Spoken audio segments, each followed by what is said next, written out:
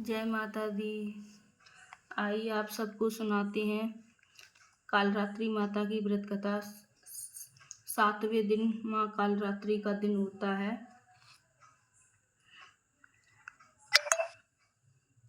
सब आप लोग प्रेम पूर्वक सुनिए, आनंद लीजिए माँ की भक्ति में।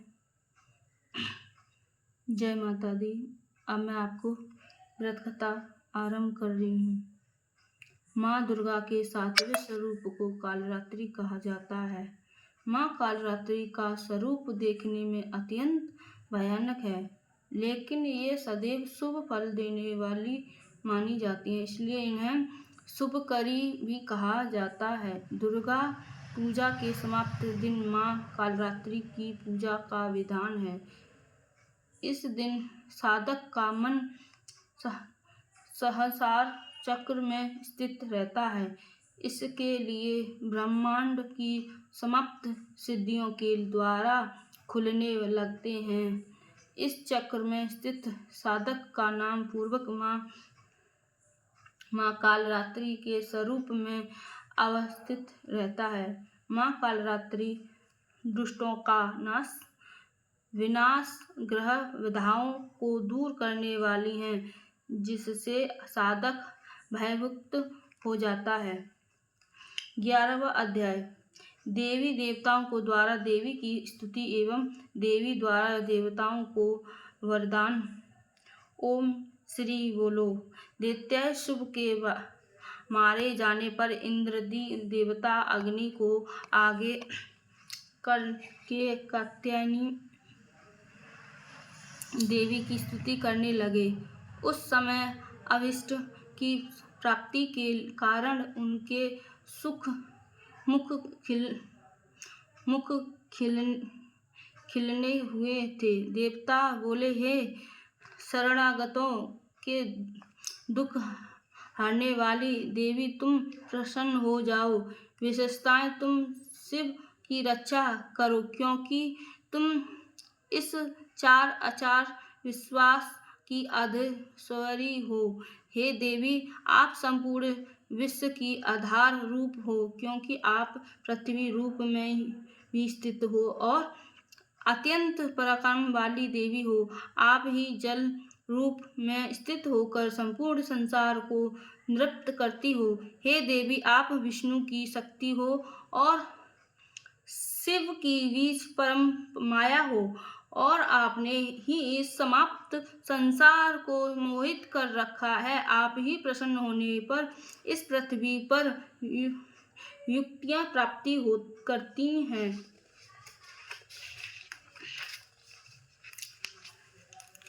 हे देवी, संपूर्ण विधा में आपको ही भिन्न भिन्न स्वरूप हैं। इस संसार में जितनी महिलाएं हैं, वह सब आपकी ही मूर्तियां हैं। एकमात्र आपने इस संसार को व्यक्त कर रखा है। आपकी स्तुति किस प्रकार हो सकती है? आप तो स्वहन करने योग्य पदार्थों से पारे एवं परवाणी हो। आप ही परम बुद्धि रूप हो और संपूर्ण प्राणी रूप, स्वर्ग और मुक्ति देने वाली हो। अतः इसी रूप में आपकी स्तुति की गई है। आपकी स्तुति के लिए इससे बढ़कर और क्या मुक्ति माँ हो सकती है।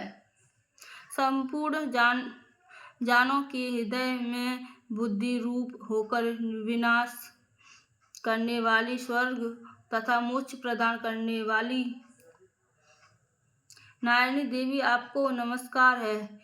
काला काष्ठ आदि रूप में अवस्थाओं में को परिवर्तन की ओर ले जाने वाली तथा प्राणियों का अंत करने वाली का नारायणी, तुमको नमस्कार है।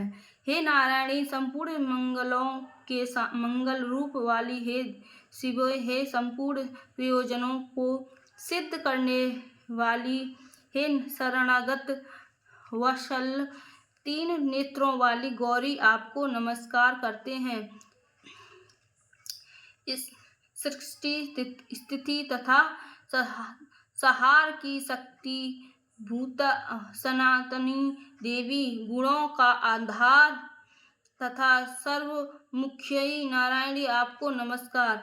हे शरण में आए हुए शरणागतों, दीन दुखियों की रक्षा में तत्पर, संपूर्ण पीड़ाओं को हरने वाली है नारायणी आपको हमारा नमस्कार। हे नारायणी, आप ब्रह्मांडी का रूप धारण करके हंसों से जुते हुए विमान और पर बैठती हो तथा कुश से अविमित्र जल छिड़कती रहती हो, आपको नमस्कार है। महेश्वरी रूप में त्रिशूल, गदा और सर्पों का धारण करने वाली है महावृषभान वाहन वाली नारायणी आपको नमस्कार। हे मेरे तथा मृगों से घिरी रहने वाली महाशक्ति को धारण करने वाली कुमारी रूप धारणी निष्पाप नारायणी आपको हम सब देवता नमस्कार करते हैं। हे शंख चक्र गदा और शार्क धनुष धारण करने वाली वैष्णवी शक्ति रूपा नारायणी आप आप हम पर प्रसन्न हो जाओ, आपको नमस्कार है। हे दंडों पर पृथ्वी को धारण करने वाली वराह रूपवड़ी और हाथों में भयानक महाचक्र लिए कल्याणी नारायणी तुम्हें नमस्कार।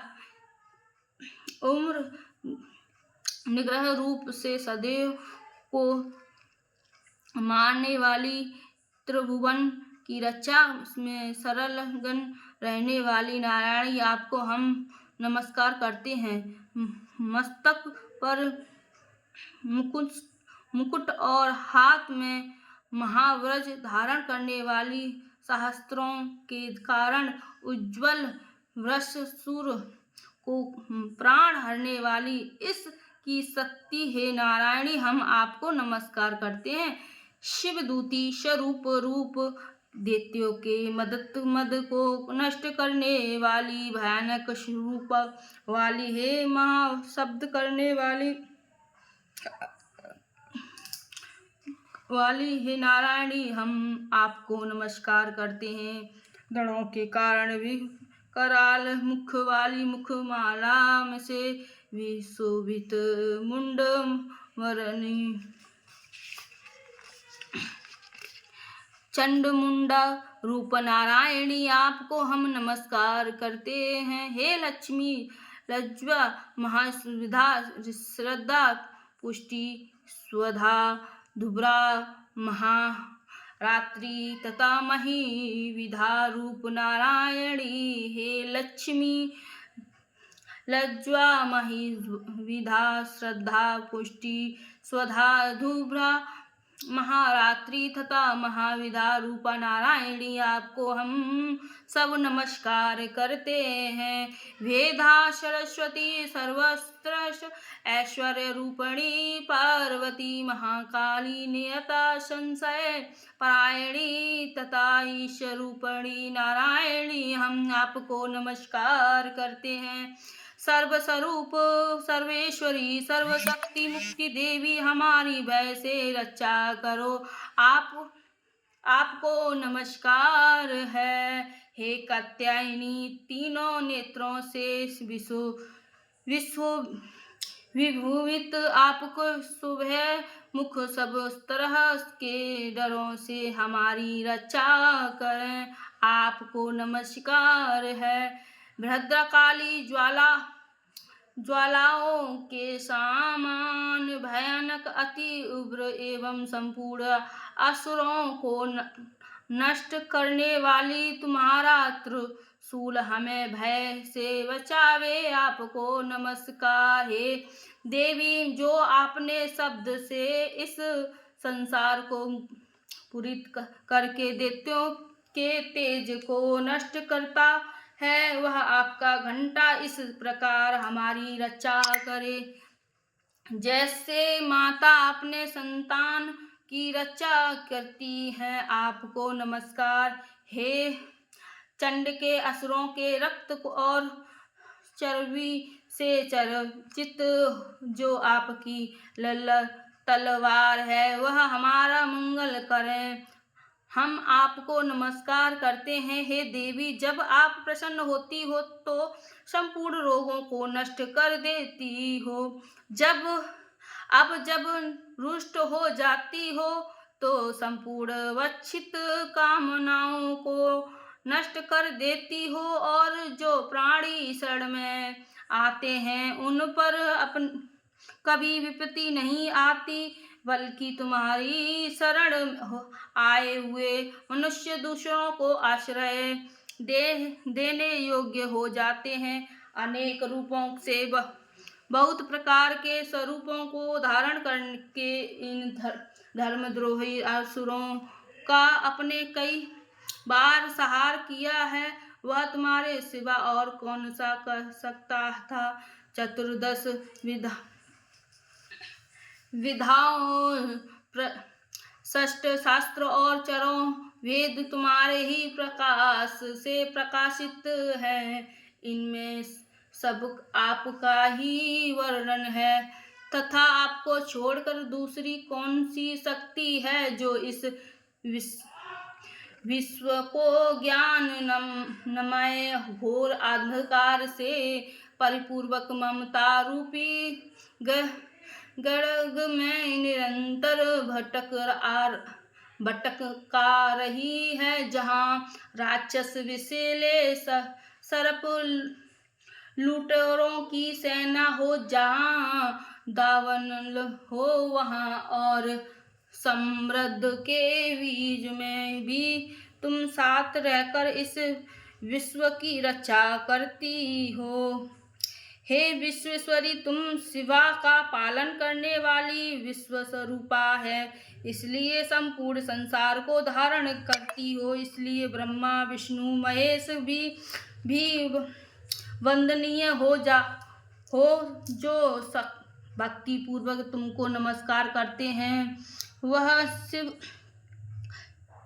विश्व को आश्रय देने वाले बन जाते हैं। हे देवी, आप प्रसन्न हो और असुरों को मारकर जिस प्रकार आपने हमारी रक्षा की, ऐसे ही हमारे शूद्रों से सदा हमारी रक्षा करती रहो। संपूर्ण संसार के पाप नष्ट कर दो और अत्यंत एवं पापों तथा अनेक फल स्वरूप होने वाली हमारी आदि बड़े बड़े उपद्रवों को शीघ्र ही दूर कर दो।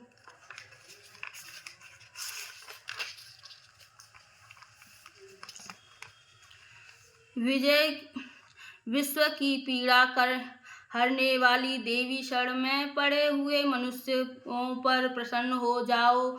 त्रिलोकों निवासियों की पूजनीय परमेश्वरी, हम लोगों को वरदान दो। देवी, हे प्रसन्न होकर देवताओं से कहा, मैं तुम्हारे वरदान देना चाहती हूँ। आपकी जो इच्छा हो वह मांग लो। विश्व के उपहार हेतु मैं उसके तुम्हें विश्व दूंगी। देवताओं ने कहा, हे सर्वेश्वरी, त्रिलोकी के निवासियों की समाप्त पीड़ाओं को तुम इसी प्रकार डराती रहो, हमारे शास्त्रों को इसी प्रकार नष्ट करती रहो।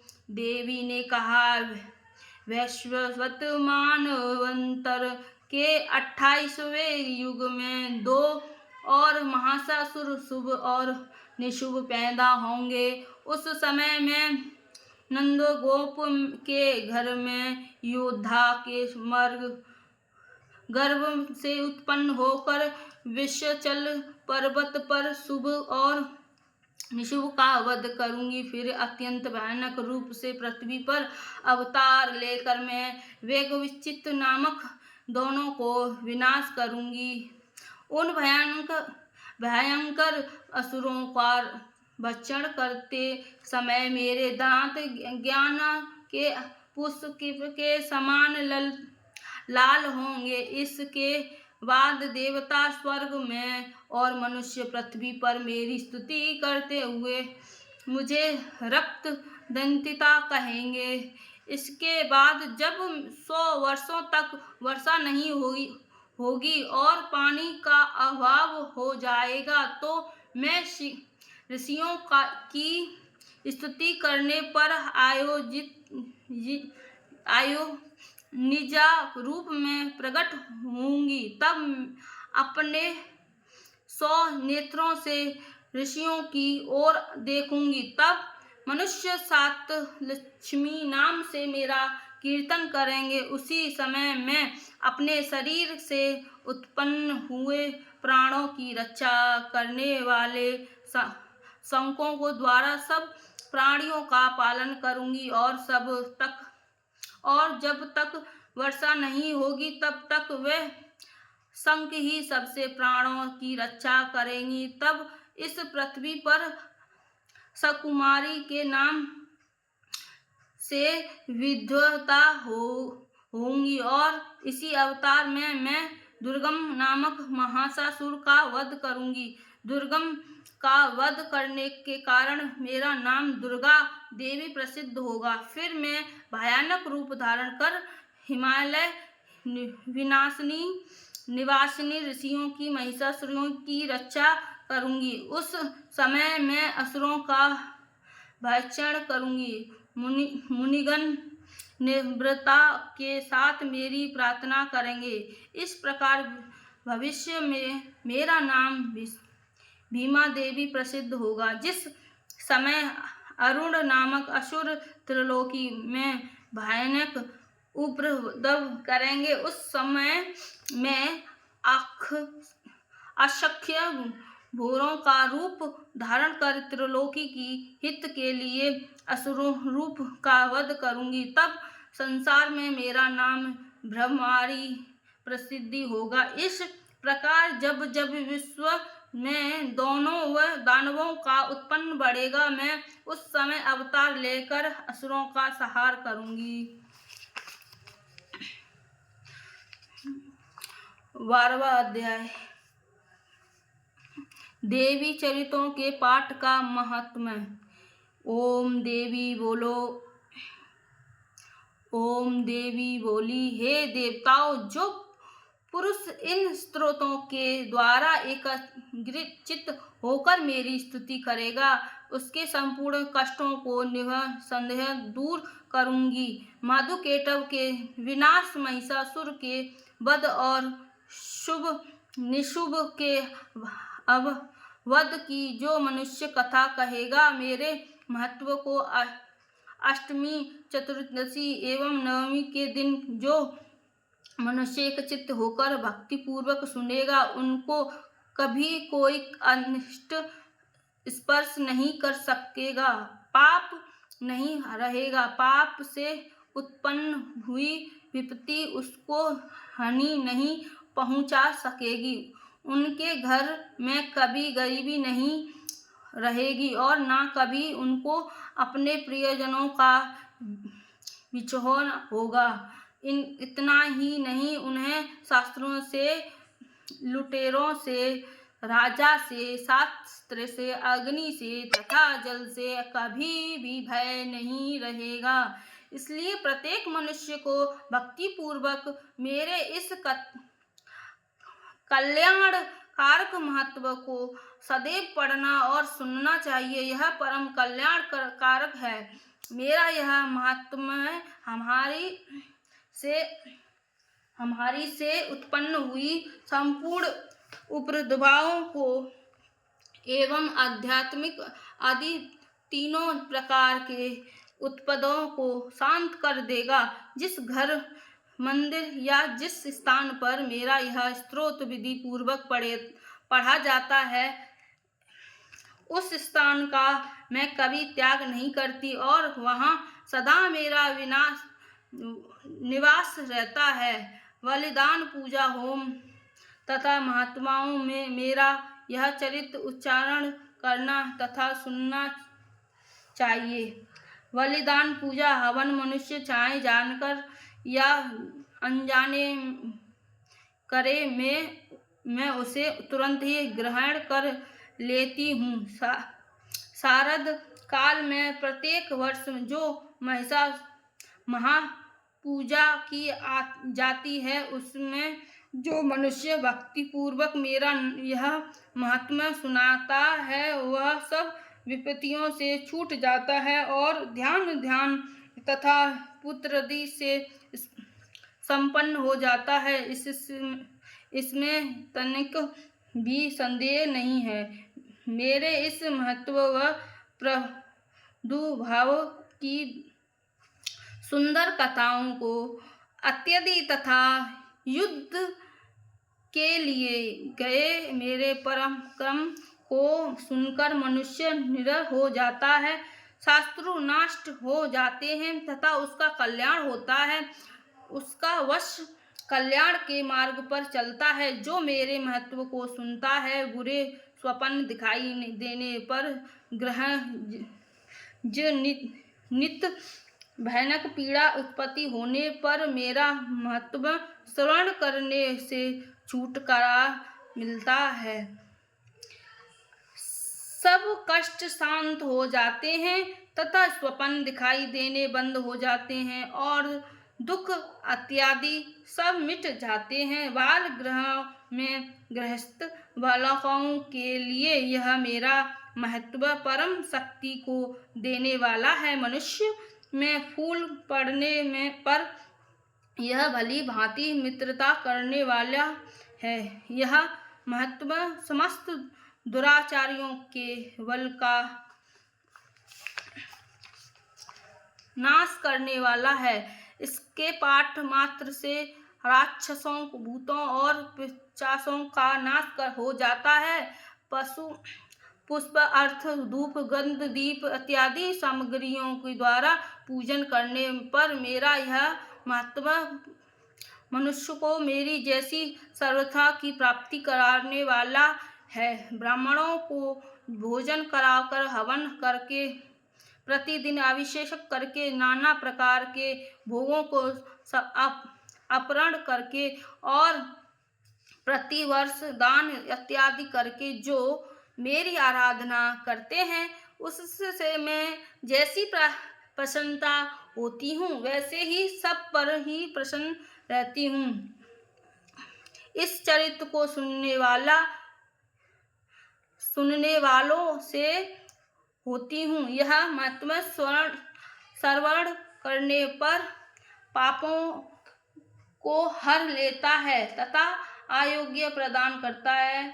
मेरा प्रादुर्भाव का कीर्तन दुष्ट प्राणियों से रक्षा करने वाला है, युद्ध में दुष्ट दैत्यों का संहार करने वाला है।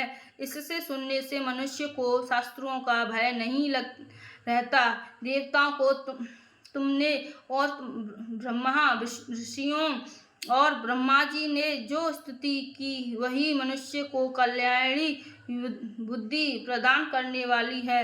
वह वन में, सुने मार्ग में या दानवन से घिर जाने पर, जंगल में सिंहों के वध से या जंगली हाथियों द्वारा पीछे किए जाने पर, राजा क्रोध करने पर मारे जाने के भय से, समुद्र में तूफान आने से, नाव के डगमगाने पर, भयानक युद्ध में फंस जाने पर, किसी भी प्रकार की पीड़ा से पीड़ित होकर, बाधाओं से दुखी हुआ मनुष्य मेरे इस चरित्र को स्मरण करने वाला मनुष्य घूट कर पा जाता है। शेर, यदि हिंसक, पशु, डाकू तथा शत्रु मेरे चरित्र को स्मरण करने वाले मनुष्य से दूर भाग जाते हैं। हर्षित बोले, प्रचंड प्रकांड वाली भगवती चंडिका इस प्रकार कहने के पश्चात अंतर्गत ध्यान हो गई। संपूर्ण देवता पहले की तरह अपने अपने यज्ञ के भागों को प्राप्त करने लगे। अब मैं, हे राजन, दैत्यों का हाल सुनाता हूँ। शुभ युद्ध में मारा गया तथा उसका पराक्रमी भाई निशुभ के मारे जाने पर शेष दैत्य पाताल लौट भाग गए। हे राजन, इस प्रकार भगवती अंबिका नित्य होती हुई बार बार प्रकट होकर इस जगत का पालन करती हैं। वह ही इसको मोहित करती हैं, जन्म देती हैं और प्रार्थना करने पर समृद्धि प्रदान करती हैं। राजन, भगवती महाप्रलय से समय महामारी का रूप धारण करती हैं और वही संपूर्ण ब्रह्मांड में व्यक्त है।